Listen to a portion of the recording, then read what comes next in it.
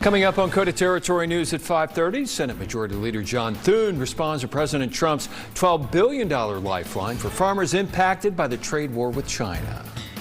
And local lawmakers respond to President Trump's plans for the legal future of AI. And a suspect is in custody after a dramatic arrest Sunday afternoon. Your news starts now. From Skyline Drive, this is KOTA Territory News at 5:30. Good evening, I'm Jack Cottle. It got a bit breezy at times today, but Chief Meteorologist David Stradling is in the First Alert Weather Center tracking even more wind. We talked before about that difference between breezy and windy. Yeah. You're talking windy this time. Quite windy this time. Tomorrow's going to be very windy for us. Today wasn't too bad. There was a bit of a breeze, but nothing awful. It is going to get much worse going into tomorrow. Right now, though, the winds are starting to weaken. 25-mile-per-hour sustained wind towards Spearfish. That's the strongest wind right now. We do have a first alert weather day in place for tomorrow for strong gusty winds of 60 miles per hour or higher. Now, the strongest winds will create difficult driving conditions and potential wind damage. So trees with the branches and the limbs could be broken off. Also, your Christmas decorations that are outside, those may be damaged or put into a neighbor's yard or maybe even the city down the road there. So that's going to be something you need to keep an eye on. High wind warnings are in place for Sheridan County, Carter County, and much of western South Dakota throughout the day tomorrow. And as I mentioned, those winds up to 70 miles per hour. I'll have more details about what's coming up the rest of the week later on. Thank you, David. Rapid City police say they shot a man accused of pointing a knife at an officer with a less lethal sponge round, and tonight he's in the Pennington County Jail. Police say they fired that sponge round and hit John Feather in the leg on Sunday afternoon. This happened around 4:20 outside of the O'Reilly Auto Parts on East North Street. Police tell KOTA Territory News the 43-year-old lead man was causing a disturbance before officers arrived. They say Feather refused orders to drop the knife, leading to the shooting. He was evaluated by medical staff before being taken to jail. Feather faces 2 counts of aggravated assault on law enforcement and failure to vacate. And we're expecting even more charges to be filed against Feather, who is one of 2 suspects wanted for a casino robbery in Rapid City. KOTA Territory News first reported last week that police identified 2 men accused of luring a customer outside of Joker's Casino on East North Street. Authorities say the men then assaulted and robbed the customer of their winnings. That crime happened back on August 28th, and the second suspect, 39-year-old Robert White Plume Janice of Rapid City, is still on the run. RCPD did not say how much money was stolen, but said the men were wanted for robbery and false imprisonment. 32-year-old Franklin Long Blackcat is back in federal court this afternoon for a detention hearing. Currently charged with assaulting a federal officer and threatening 2 other federal officers. Long Blackcat has pleaded not guilty to the charges and is currently being held in federal custody. Long Blackcat is accused of spitting on a U.S. Marshal and threatening to murder 2 other U.S. Marshals where they were transporting him for other criminal charges. Long Blackcat allegedly told the Marshals that he would shoot them when he got out. Magistrate Judge Janetta Woolman decided to keep Long Blackcat in jail due to an extensive history of similar behavior. Long Blackcat has been previously convicted of spitting on other U.S. Marshals, local and tribal police officers, hospital staff and correctional officers, in addition to a history of punching law enforcement officers. If found guilty, Long Blackcat faces up to 8 years in prison for assault and 10 years for each count of threatening a federal agent. Well, today President Trump announced he's planning to sign an executive order that would block state artificial intelligence regulations. Brian Savage spoke with a South Dakota lawmaker who's all for the federal government setting regulations on the technology. Artificial intelligence has been prevalent in almost every walk of life in recent years, with it being utilized by law enforcement, the healthcare industry, and for personal relationships. With all of its benefits, South Dakota lawmakers and Attorney General Marty Jackley, who we spoke with a few months ago on AI, want to ensure safety measures are intact when using the technology. Some of the bad actors have taken advantage of it with deepfakes, which is when they essentially take a social media picture or video and they plug it into pornography of somebody's loved one. Back in March, South Dakota lawmakers passed a bill that prohibits using deepfake technology to influence elections. Now, the state's ability to enforce AI regulations may come undone with Trump planning to sign a federal order that would prevent these regulations at the state level. South Dakota House of Representatives Steve Duffy says guardrails put on the technology should be set by the federal government and not the states. I don't think a bunch of citizen legislators from South Dakota or any other state, for that matter, has the expertise to regulate a very complex technology in its infancy. Duffy says it's probably not the time for states to be enforcing AI laws yet. Back in May, Jackley and other attorneys general opposed a congressional budget amendment proposal that would prevent states from enforcing AI state laws or regulations for 10 years.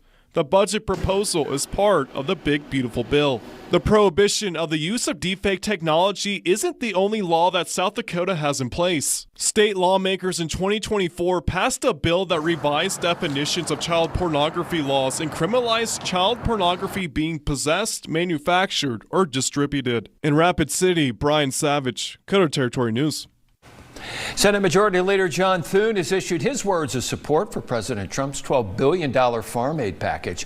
Thune took to social media today, writing in part, "I appreciate President Trump and his administration's commitment to deliver critical support to America's farmers. South Dakota producers have been facing a strained agriculture economy, but through it all, they continue to persevere." President Trump announced his aid package today for farmers impacted what the USDA is calling temporary trade market disruptions and increased production costs. The president says funding for the aid will come from tariff revenue. Payments are expected to go out by the end of February. Governor Larry Roden is hoping to make some major facility upgrades at the National Guard Readiness Center in Sturgis. KOTA Territory Blake Trolley reports one of those upgrades would be a new vehicle maintenance facility. The governor has proposed using $2.4 million in state funds to leverage $8 million in federal funds to increase the size of the Sturgis Readiness Center to more than 26,000 square feet. Roden last week called the current Readiness Center too small and outdated. In fact, Roden says the current Readiness Center doesn't have its own classrooms. And we're using classrooms over in the high school. And that's fine in a pinch, but our soldiers need dedicated space. Roden is also recommending $30 million in federal funding to build a 37,000 square foot vehicle maintenance shop, which would be located adjacent to the Readiness Center. The governor says the current facility is not in a good location from a traffic standpoint. He highlighted that the new maintenance shop would be closer to other Guard facilities. On top of that, he says the existing facilities are not adequate for today's larger vehicles. Our military has a bigger and better vehicles than ever, and our National Guard needs facilities to match. South Dakota National Guard Colonel Dana Limbo says the current vehicle maintenance shop is more than 50 years old, and that military equipment has gotten much bigger since its construction. And so just to pull some of that equipment in and to take some of the track stuff in that it wasn't built for, now you'll have room to do all those things. Plus you'll have the new lines run in for all the different pieces of equipment that you need now that's changed over the years too. Roden said last week that now is an important time to support the National Guard, pointing to the recent shooting of 2 National Guardsmen in Washington, D.C. In Rapid City, Blake Trolley, KOTA Territory News. It looks like tomorrow is shaping up to be a first alert weather day. We'll have the latest in your accurate first alert forecast coming up later. But first, a local furniture retailer gives back to the community in a big way. That story's next. Crawling into a warm bed at night is something most of us take for granted. For some children in KOTA Territory, a bed isn't a given. And today, Rapid City's Slumberland Furniture donated beds for dozens of children in the area. Our Hannah Hutter visited the store while staff and volunteers prepared the deliveries. A good night's sleep became reality for dozens of children Monday when Slumberland Furniture donated brand new beds and mattresses to families who otherwise wouldn't have them. This is homes for the holidays, and what we're doing is giving back to the community, giving back to youth that are maybe possibly sleeping on the floor. I believe that we all take it for granted. We go home, crawl into a nice warm bed. There is a lot of youth out there that does not have that luxury, so we are trying to help provide that for them. There are more than 120 Slumberland Furniture stores across 12 Midwestern states. Each store participates in the Give Back program, but Rapid City's location led them this year in the number of beds donated. We have 89 beds that we were giving this year. It's kind of a fun story. I like to share it as I have been doing this for 20 years, but when I took over this store in 2022, I did 1 bed. The next year we did 20 beds. The year after that we did 40 beds. Now this year we're doing 89 beds, so it is a blessing to be able to do this. Kennitzer says he and his employees couldn't make the donation possible without the help of Rock Point Church. We actually reach out to all the recipients, find out who needs the beds, and then they provide that here. Members of Rock Point Church and Rapid City's Rotary Club volunteered their time to deliver mattresses, bed frames, pillows, and sheets to the families in need. Each family also received a pound of beef donated by a local rancher. It's amazing how many people come together and said, you know what, we'll eat this time, so to say, so that you can do something good. And that's what I love about Rapid City. It's a giving community and it has a heart. It's making a big difference. Stewart added he believes the give back will only continue to grow. Anyone in need of a bed for a child can contact Rock Point Church year-round to get connected with the program. In Rapid City, Hannah Hutter, KOTA Territory News. Chief Meteorologist David Stradling is tracking an active week ahead, starting off with a first alert weather day tomorrow. The details are in your accurate first alert forecast next. Now, the first alert forecast with Chief Meteorologist David Stradling. Tomorrow is a first alert weather day due to high winds we have coming up in Dakota Territory. It's for Tuesday, and those winds are going to be gusting up to 60 miles per hour or higher. This will make traffic difficult to travel likely. So if you're traveling more on east-west roadways and north-south, as those winds are going to be strong out of the northwest, you will be noticing those impacts expected from the wind there. Some wind damage also possible. Some of those tree limbs or branches, also some Christmas decorations that may be outside. You'll want to make sure those are secure. If not, bring them in for the night if you can. Our wind speeds are going to be strongest across western South Dakota, where high wind warnings are in place from Tuesday morning into the late evening. We're also tracking a high wind warning for Sheridan County there in northeast Wyoming. Not a high wind warning for Gillette or Campbell County into portions of Crook County or the Black Hills, but there will still be some very high winds, possibly wind advisory criteria, so that is something we'll keep an eye on here. Throughout the night, winds won't be too bad. Starting off tomorrow morning, not really bad either, but it will be noticeably breezy. Some of those gusts up to 40 miles per hour in spots. But as we get past that kind of peak morning travel where everyone's getting to work or school, that's when those winds really start to pick up. You'll be noticing them 60 plus miles per hour through much of the South Dakota plains into Rapid City, Spearfish, Sturgis, down even towards Hot Springs. Wind gusts up to 45 miles per hour will be possible into northeast Wyoming, possibly even higher than that. And then we'll watch those winds sticking around into the afternoon and evening hours. Wind gusts anywhere from 40 to 60 miles per hour, and then they'll start to weaken as we make our way into Tuesday evening and overnight. Now, we are watching a few areas of moisture. We do have some rain and snow showers possibly moving through the Black Hills and northwest South Dakota.